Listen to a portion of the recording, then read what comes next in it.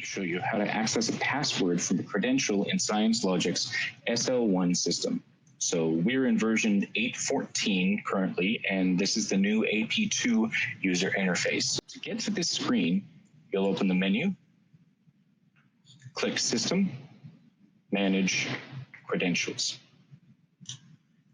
I filtered down to just snippet credentials to give us a shorter list to work with. Using this example credential, we'll hit the wrench,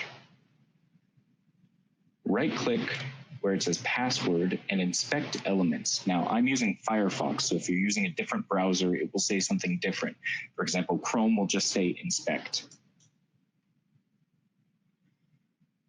And here we can see that password value. Now, for those of you who are concerned about security, keep in mind that you have control over who can see the credentials page. And then even within users who can see the credentials page, there's a specific access hook and key to determine who can actually pull the credential information. So always be careful with who you grant credential rights to in ScienceLogic SL1.